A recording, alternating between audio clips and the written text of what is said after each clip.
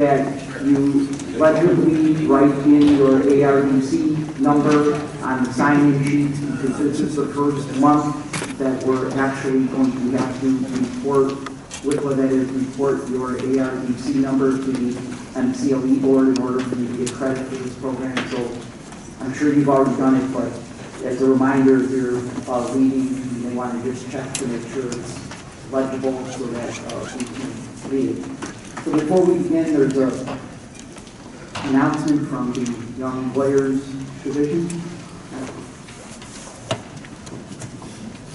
Hi everybody. Just quickly, our annual school supply drive is ending at the end of the week. Just want to give you all a reminder that if you haven't already done so, we appreciate they're donating.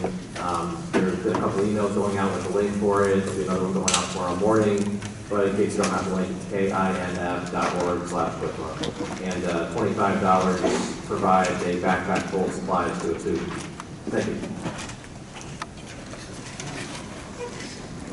So please consider participating in that program. Whitla has always done a really fantastic job for the school kids, and we'd like to keep that up. The kids are very appreciative of it. We've been able to provide literally truckloads of school supplies to kids in need, so please consider participating in that program.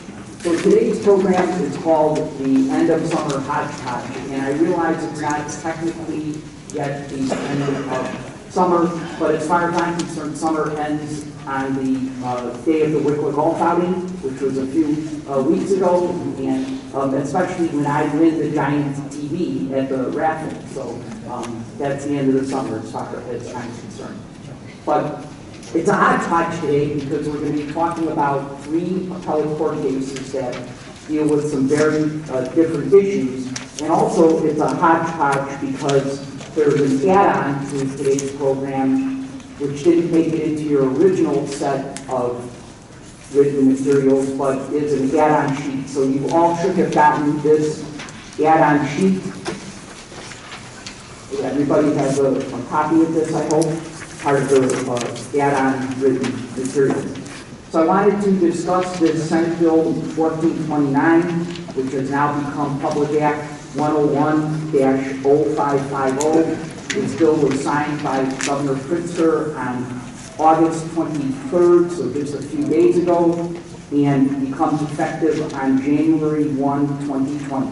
So its effective date is January 1, 2020. I don't see an applicability date, as we talked about before here, so is it going to apply to cases that are tried after January 1, 2020, or cases in which the accident date is after January 1, 2020? I suppose that will be something for us to determine, but the effective date of this bill, which is now a public act, is January 1, 2020. So what does this bill do?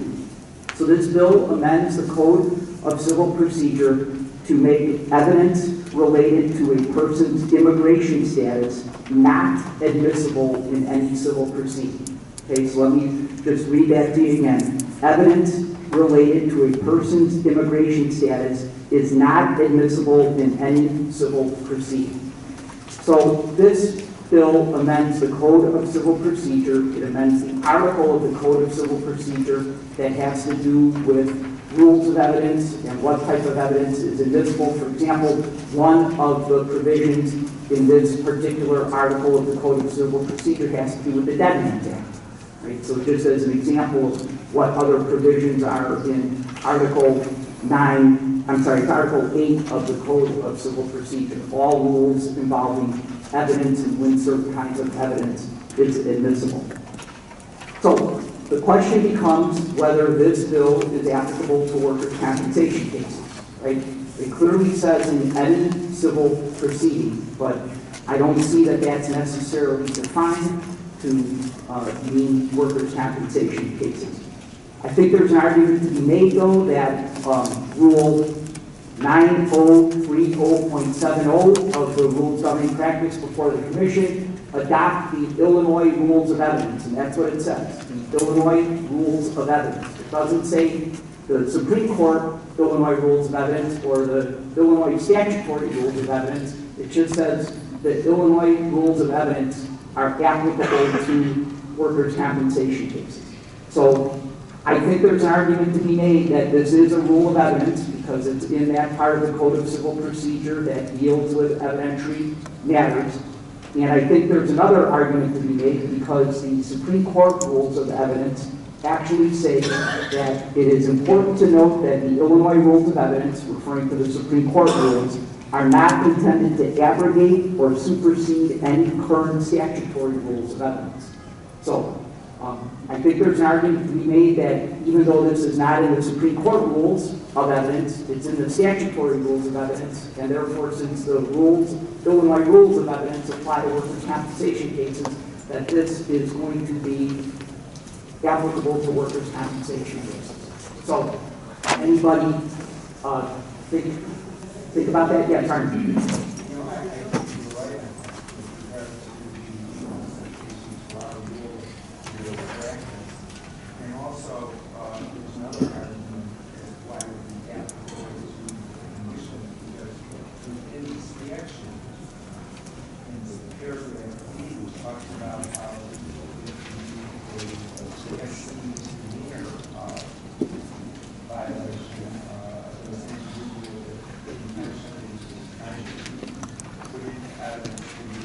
It applies to not only courts, but it says administrative agencies, and I think we all would agree that administrative agencies is an extra argument. So Arnie brings up an extra argument that refers to Section D of this new act, which refers to agencies or to other state or local governments.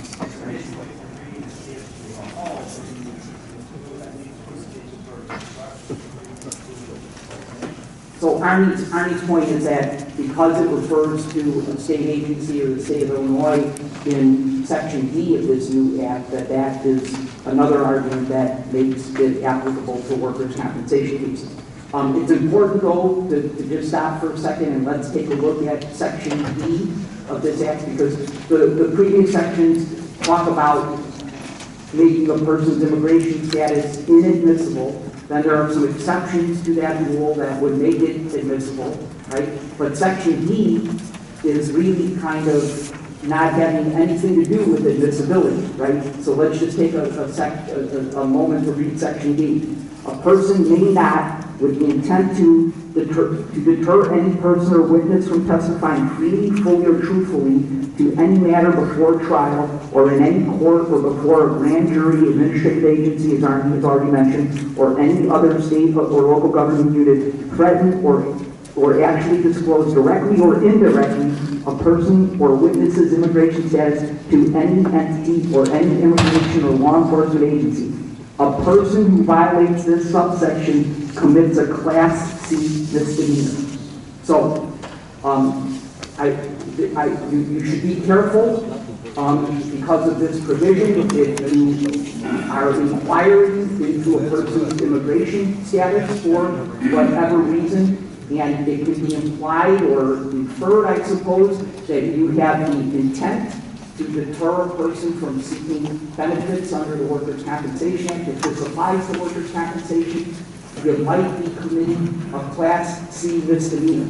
Now, the good news is that it doesn't become effective until January 1, 2020. So commit this misdemeanors for the next few months, you know, all your life. But all I'm saying is be careful here. So what circumstances would we see this in? So I sometimes see this in the vocational rehabilitation circumstance, right? Where a vocational rehabilitation counselor, with or without the intent, you know, may say, well, what about your immigration status, right? So just be careful here, be aware of this new law, and be aware that there could be some potential criminal liability, you know, notwithstanding the admissibility issues. There's actually some criminal liability in this new law. So just be careful out there. Yes? Do you remember a couple of years ago, there was a young man who was working, he was undocumented, he was working on a roof. He fell off the roof. I think he became quadriplegic. And they had him in the hospital, and think the vets came in, somebody put him on a private jet, maybe the hospital did it. They took him back to Mexico and he died a few weeks later.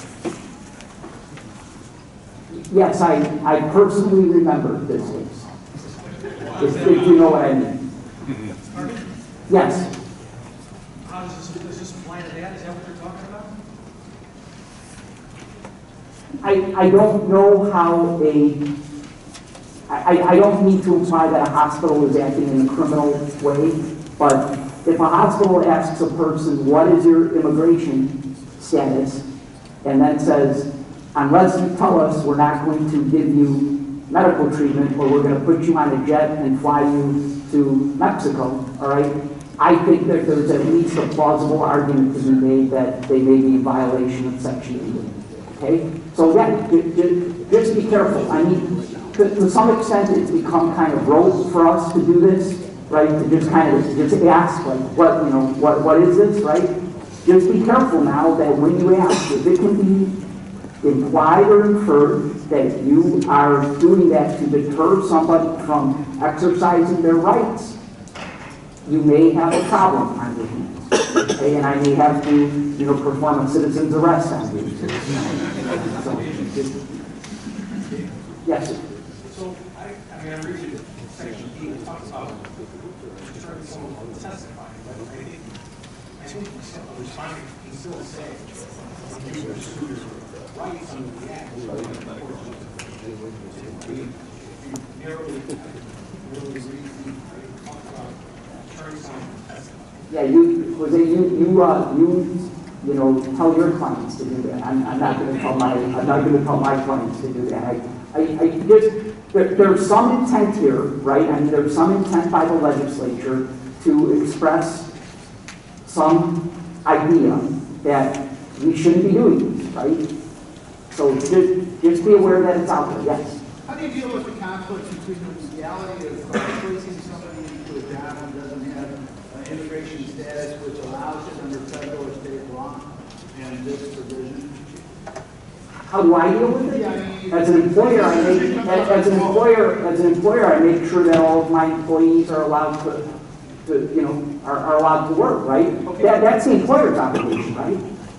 As far as I know, I really don't know much about. In the context, though, of a workers' comp claim or somebody's claiming both, is it legal then to provide both to somebody who's legally working in our country? Yes. I think there are some commission decisions that seem to imply that vocational rehabilitation is reasonable and necessary for undocumented workers. Right, up to the point of job placement, right? There's vocational rehabilitation, including some people argue the naturalization process, right? That if part of the process of finding a person's job is to get them naturalized, maybe that should be part of their vocational rehabilitation process, right? So there are some people who argue that who don't make much headway with their argument. So, yes. Then if you go ahead and report to the government, because you're trying to nationalize the government reports it, and you're still not having I'm slapping the handcuffs on you. Yes.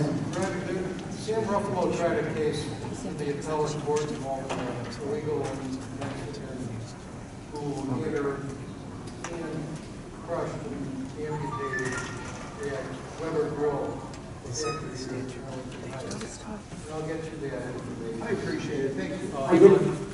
So what the appellate court said is that this person is entitled to vocational rehabilitation only up to a level that would make her employable in Mexico.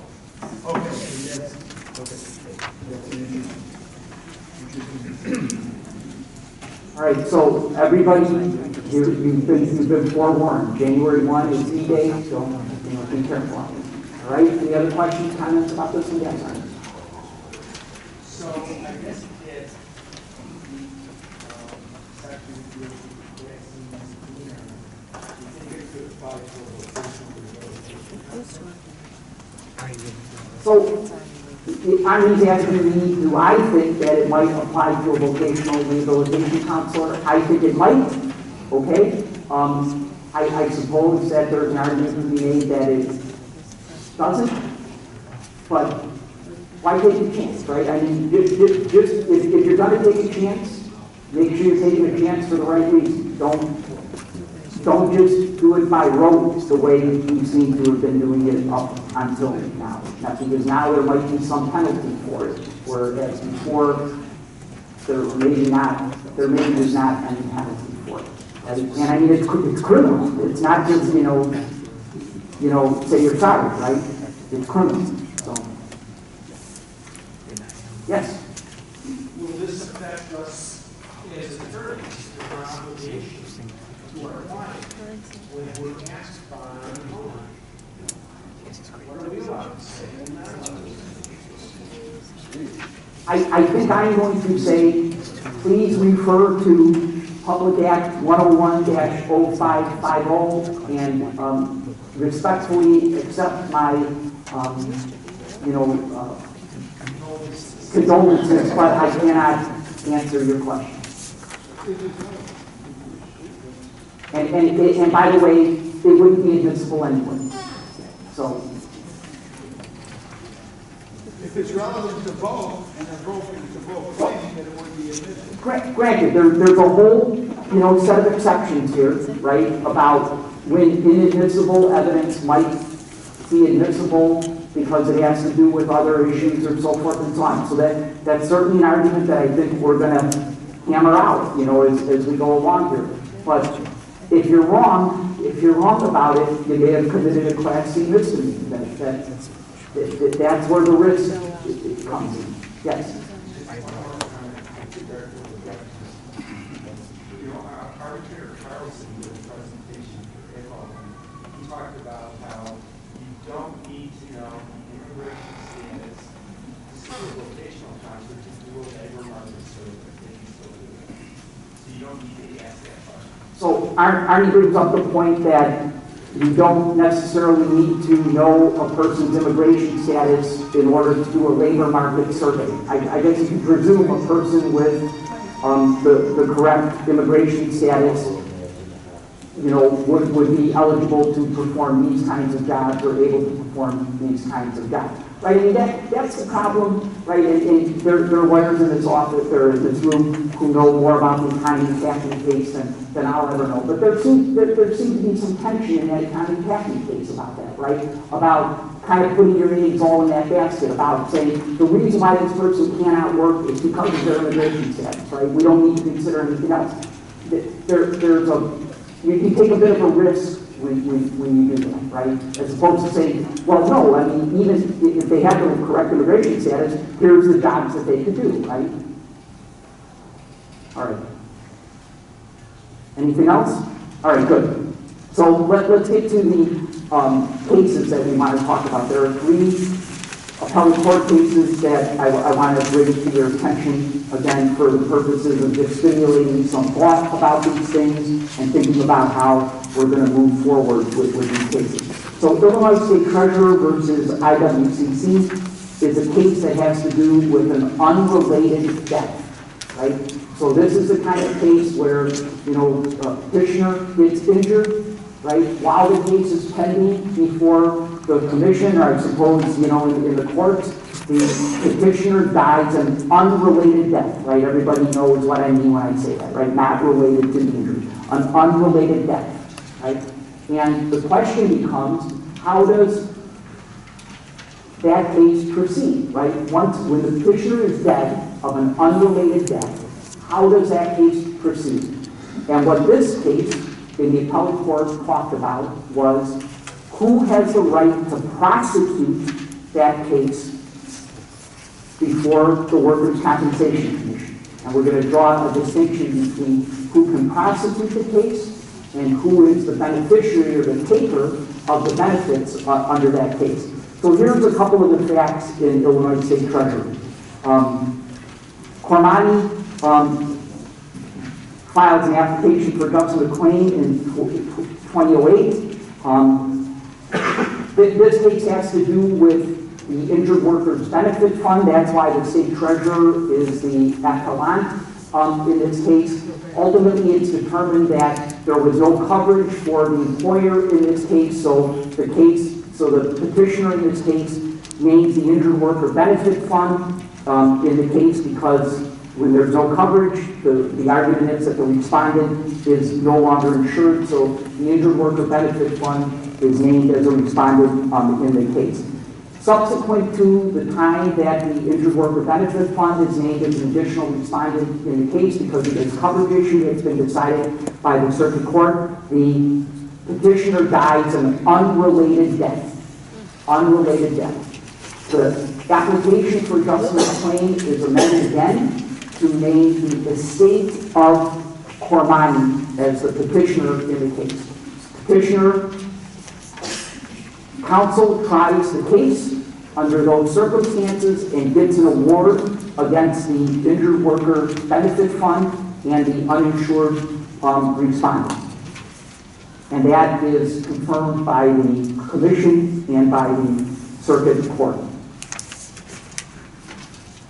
But case gets to the appellate court, and the appellate court, in one of those, scary moments for any lawyer, says, "We observed something, counsel." And what did they observe, right? What they observed was that the petitioner died an unrelated death prior to the time of the arbitration award, and that there was no proper prosecutor of the case named as the petitioner in the case, right? So although estate of Cormani was amended and named the petitioner in the case, there was no indication, at least according to the appellate court, who represented the estate of Cormani, right? Was it Cormani's 16-year-old daughter, which there's some evidence in the record that the dad, was she the administrator of the estate, right? Was that Cormani had a disabled grandfather, which is talked about in the case? Was he the administrator of the estate? So the parties are in the appellate court, right, talking about some other issues involved with whether the Injured Worker Benefit Fund should have been named a party, what it means to be uninsured, right, those kinds of issues. And the appellate court says, wait a second here, the proper petitioner is not named in the case. Because although it says estate of Cormani, it doesn't say who the administrator of that estate is. And because there was no proper prosecutor of the case, the award is vacated by the appellate court. Vacated, right? Not just go back down, name the right party if you need to have a little bit of an evidentiary hearing about that, and then we'll come back up, right? Award is vacated because there was not the proper prosecutor. And the court tells us, and it's this last bullet point here, which I think is worth reading. Thus, while the proceeds of the judgment may be distributed pursuant to the small estate procedure outlined in the Probate Act, no authority has been cited to us that would permit the prosecution of an action absent the appointment of a personal representative. Okay? So the court's making the distinction between who can take the proceeds of the workers' compensation case and who can prosecute the case.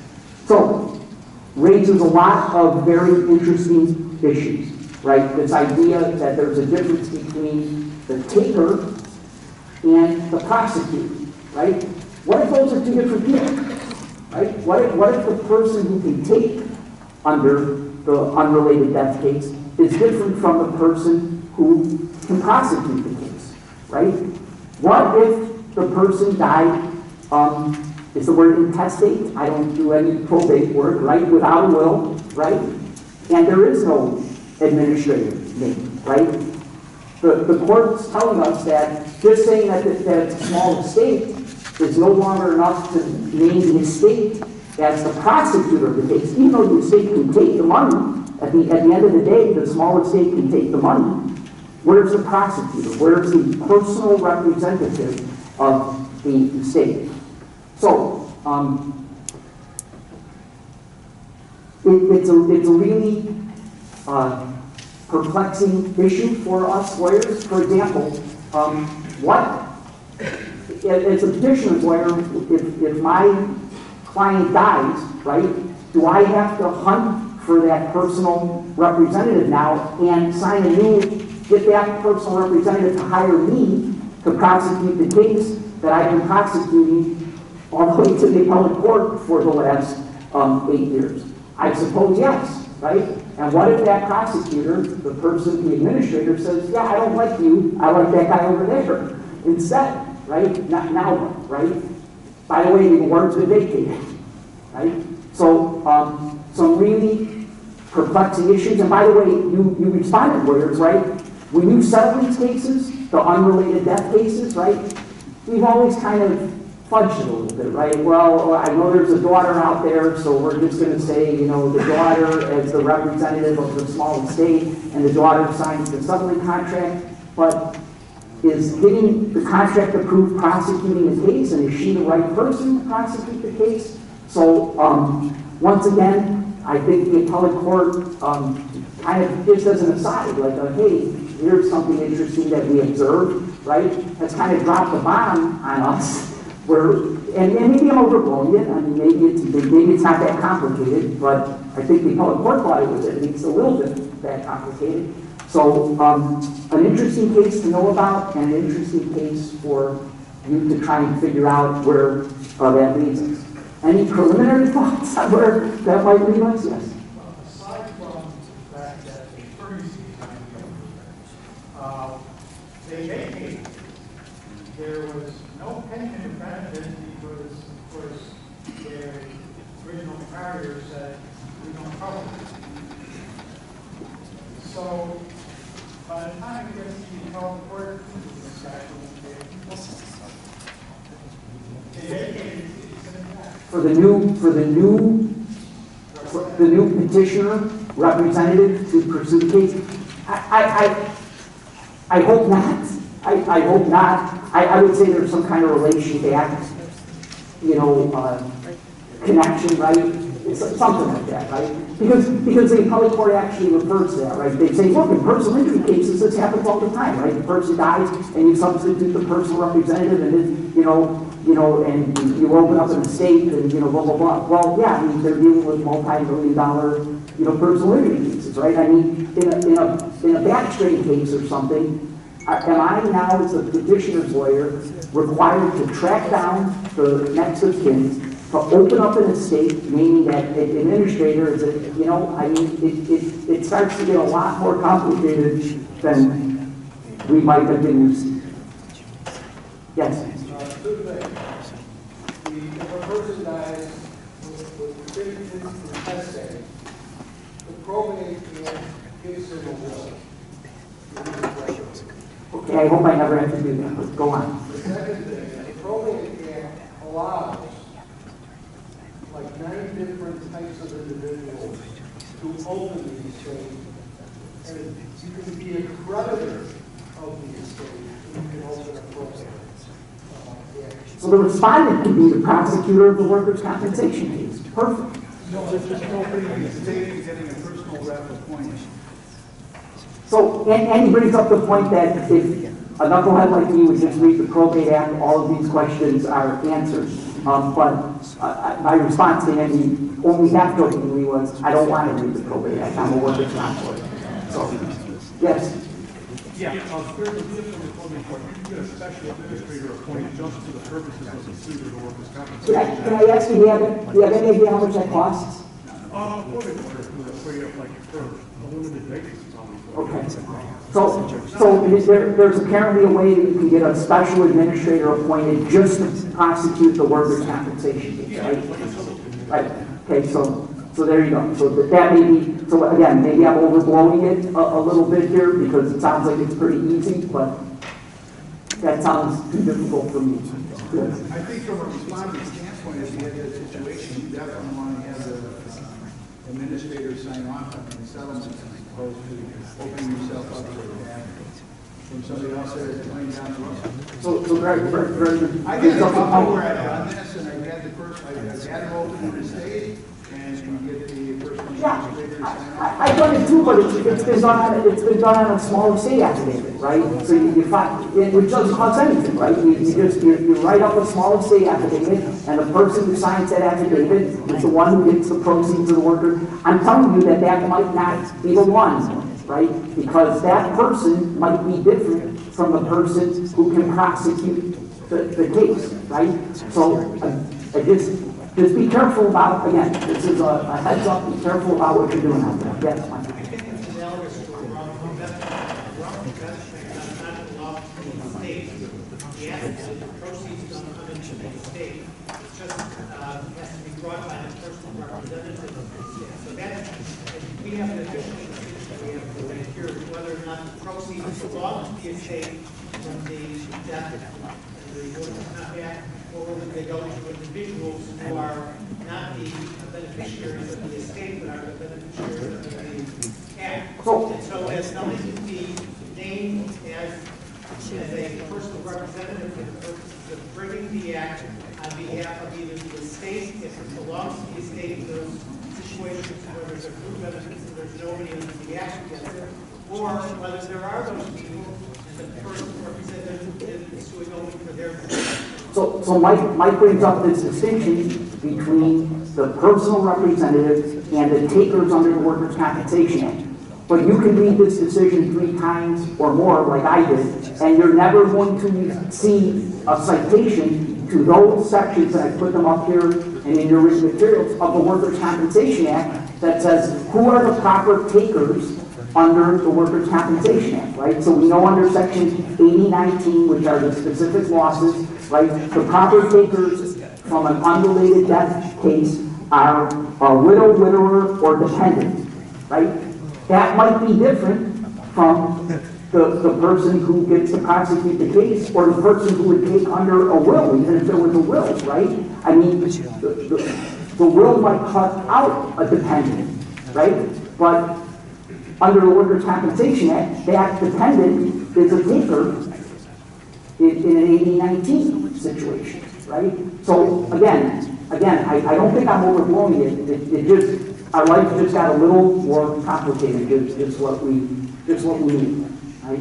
But these sections are not cited in the appellate court case.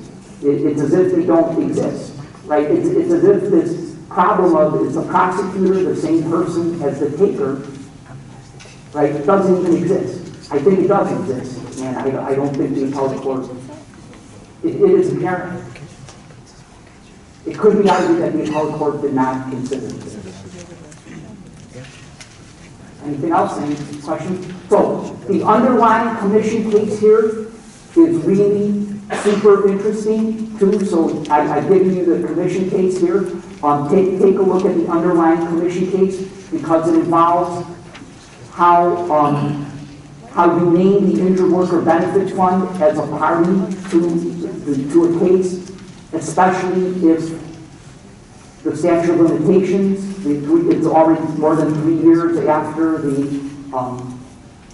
after the date of accident in the case. So it's a really interesting case involving that issue. That's not the issue that was before the appellate court in the case, because the appellate court said, oops, we observed that it's the wrong, petitioner here.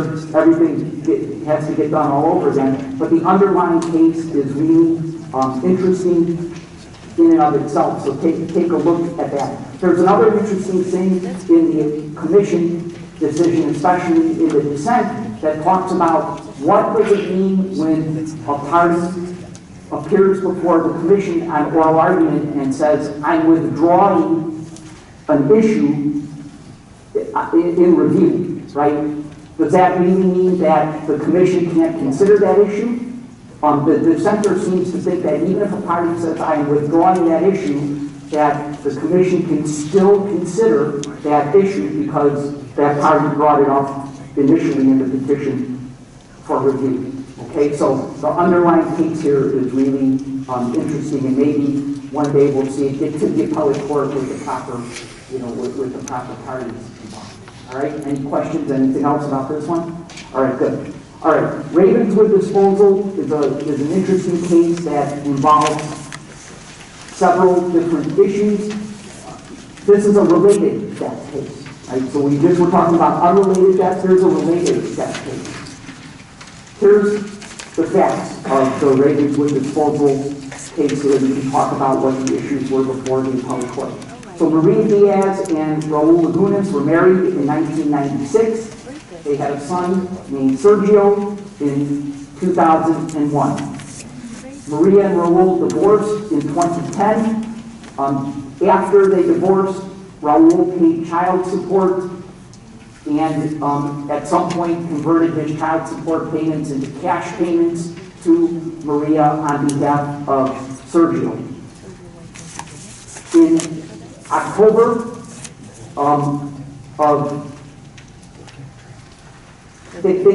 so after they were divorced, Maria got remarried to Isidro Delgado, right?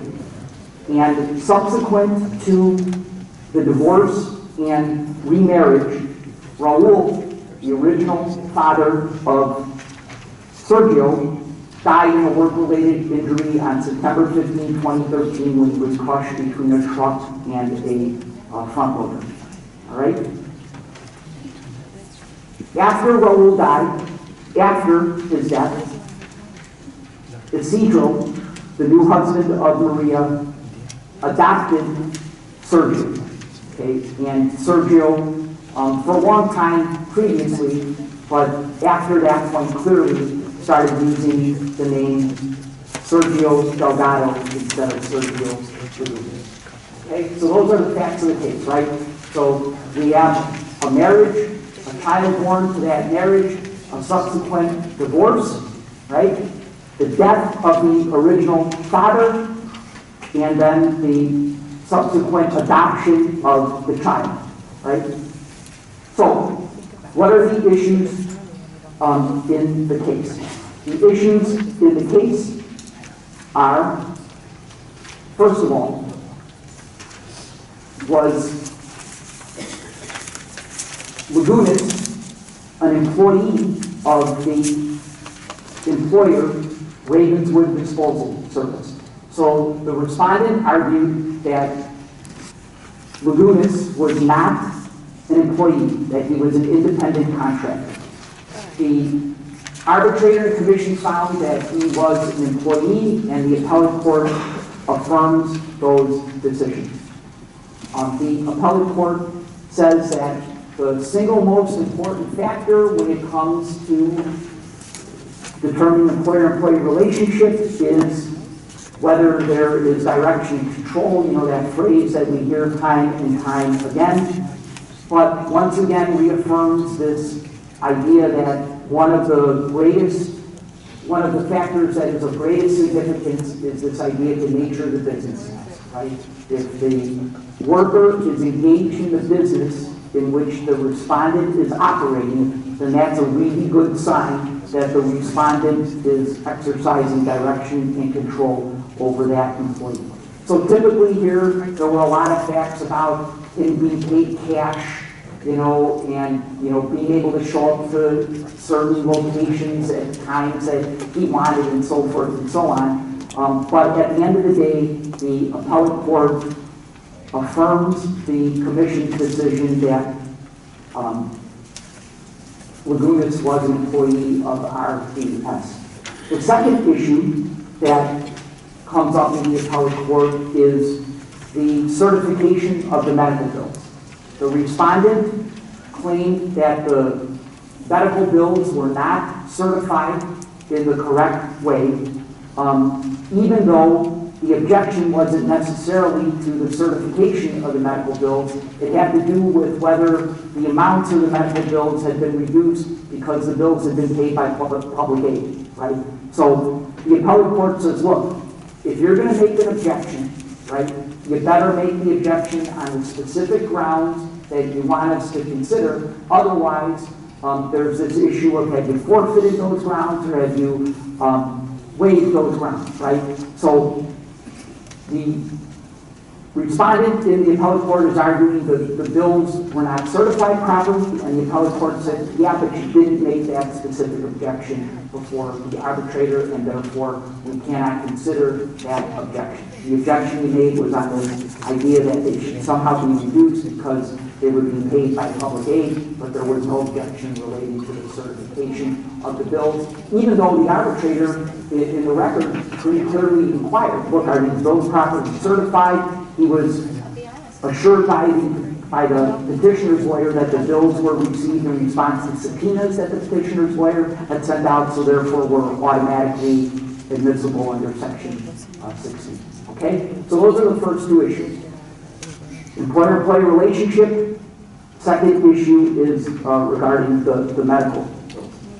The third issue, which is really the, I think, very important one in the case, is this idea that was the child still entitled to receive the death benefits from the death of his natural father, even after another father had adopted him, right? So the respondent argued, at the very least, that the benefit should have been terminated at the point where the child was adopted by another father, because the dead father no longer would have had the obligation to support the child, even if he had been alive, because the Adoption Act specifically says that all parental obligations are terminated by adoption, right? So the respondent's argument here was it's the right word, posthumous adoption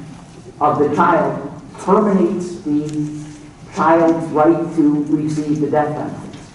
And the arbitrator commission said, no, that's not the case, that because the child was dependent on the dead father, but also because the child was under the age of 18 at the time of the father's death, that the adoption does not terminate the respondent's obligation to pay the death benefits to the child, because there is no specific termination like that in the Workers' Compensation Act, like there is for a widow, right? I mean, for a widow in the Workers' Compensation Act, if she remarries, or a widower, if he remarries, the benefits are terminated, right? There's no such provision in the Workers' Compensation Act for adoption, even though the Adoption Act terminates parental obligation.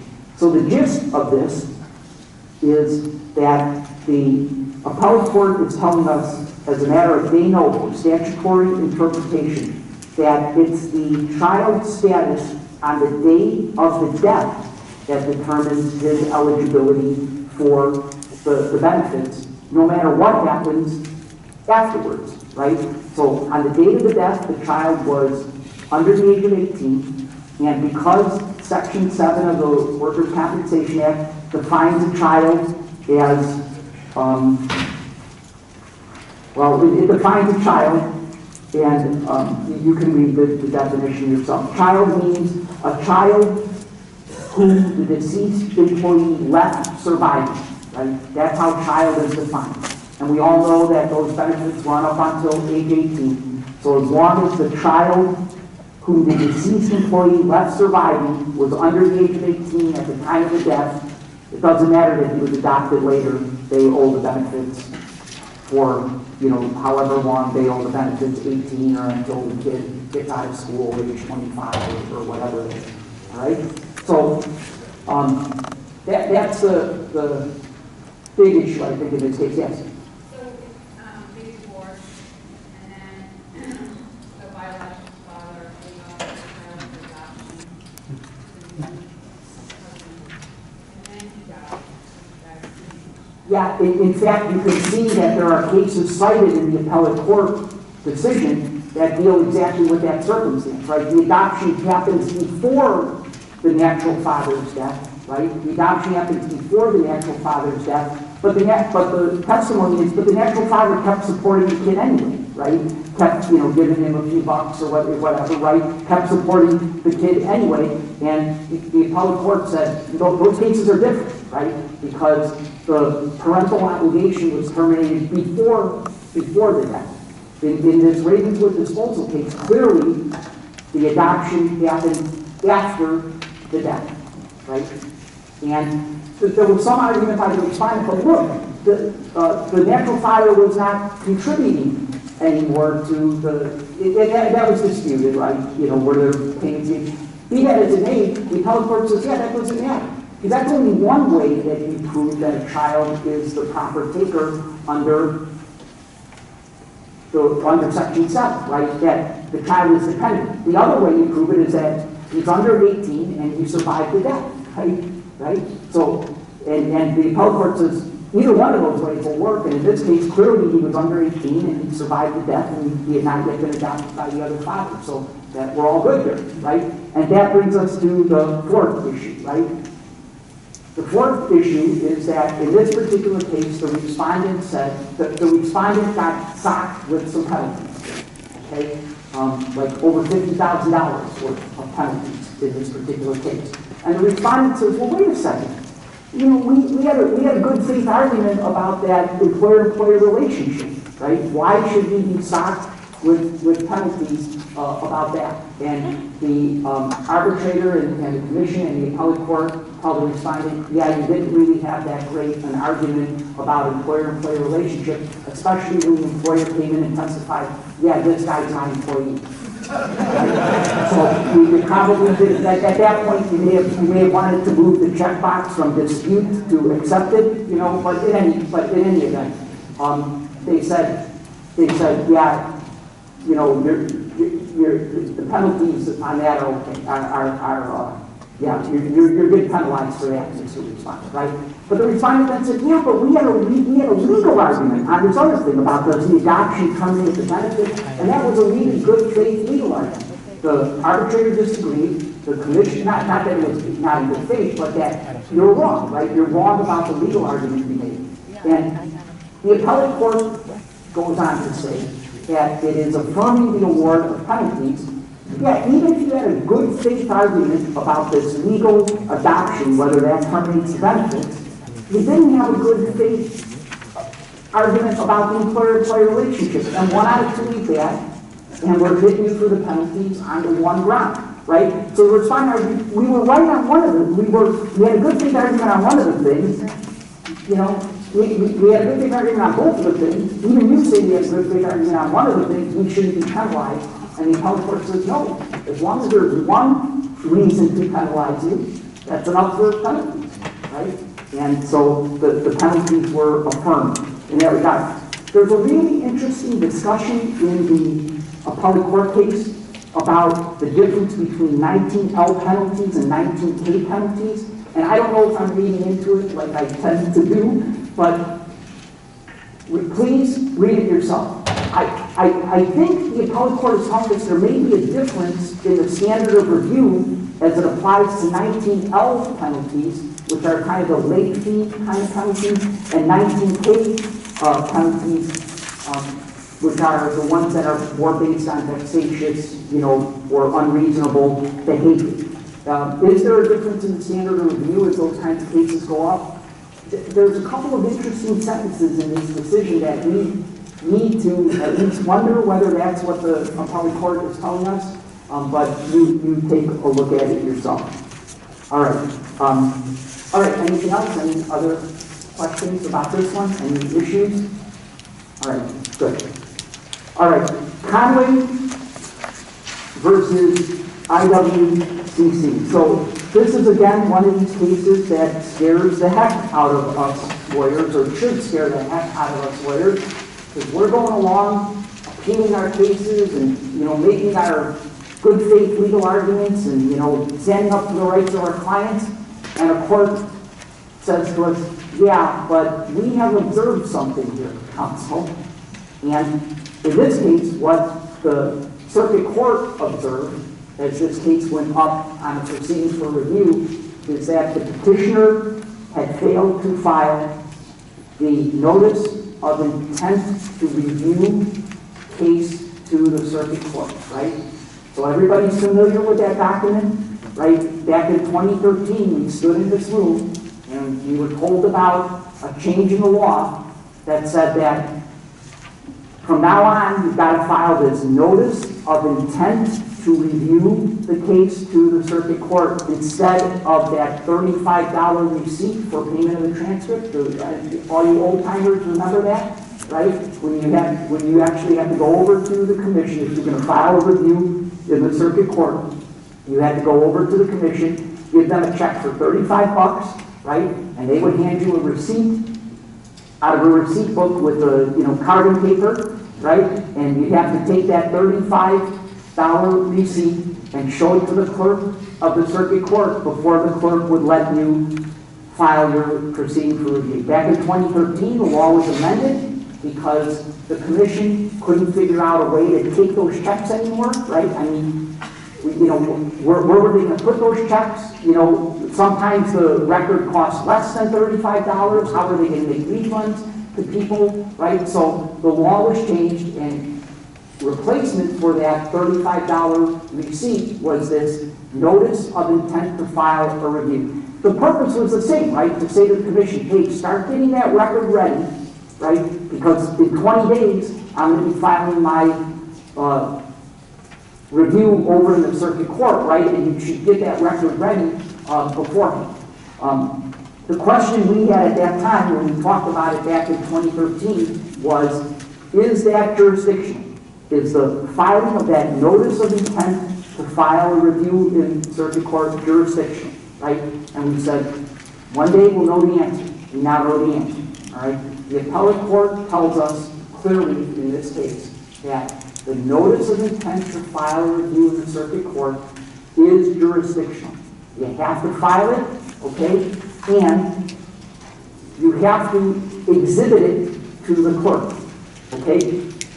Remember I told you, that $35 receipt? I mean, here in Cook County, I don't know how it was in some of the other counties, but the clerks over there were actually trained. They would say, show me your receipt, please, and you have to actually show them the original receipt, and they'd say, okay, now we can stamp it, right?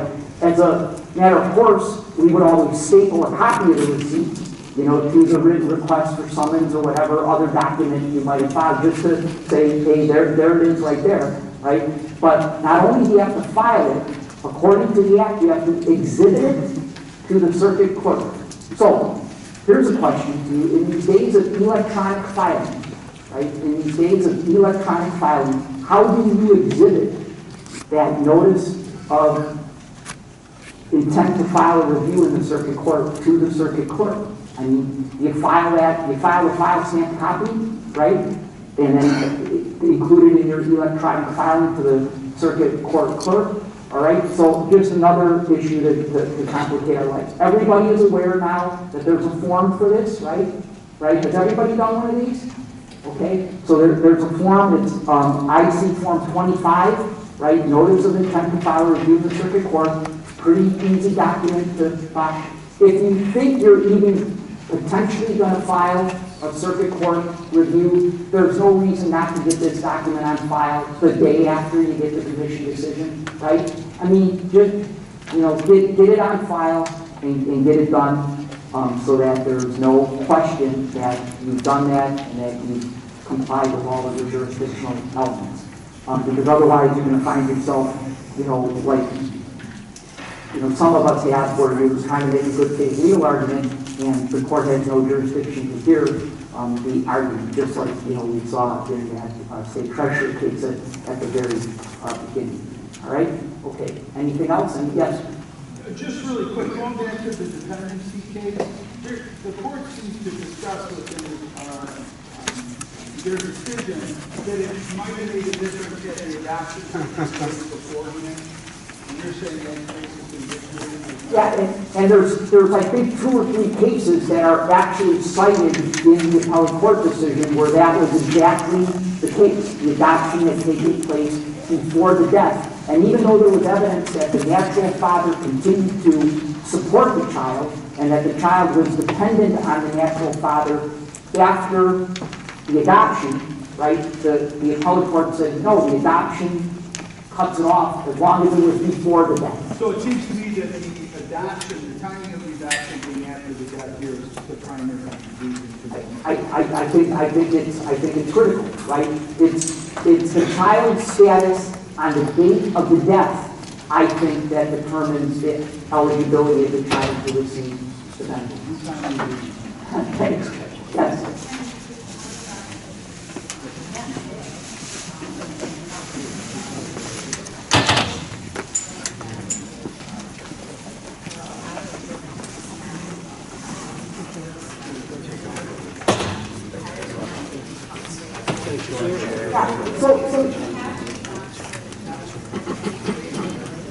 So the question is cash considered child support? I think the Fisher's lawyer was trying to, as Mark Harper always says, the belt and suspenders approach, right?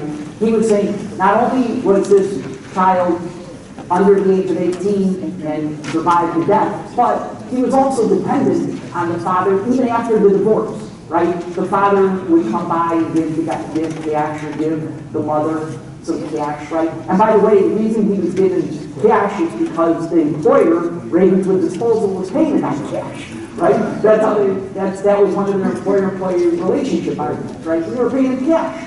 And the arbitrator, I think, or the commission might have said, yeah, but where's your thing? If what you're doing is 1099 the guy, where's the 1099s? And they said, oh, well, let me go back to the office and check, right? There were no 1099s. So the question is cash payment of child support? The argument here was not necessarily that it was payment of child support, but that it was a way to show that the child was still dependent on the father even after the death. Turns out they didn't need that, right? All you needed to show was that he was under the age of 18 and survived the death, right? That's all you needed to show. You didn't need to show everything. You just needed to show that one thing. And even a dummy like me can prove kids under the age of 18 most. All right. Okay, any other questions? All right, good. Thanks, everybody.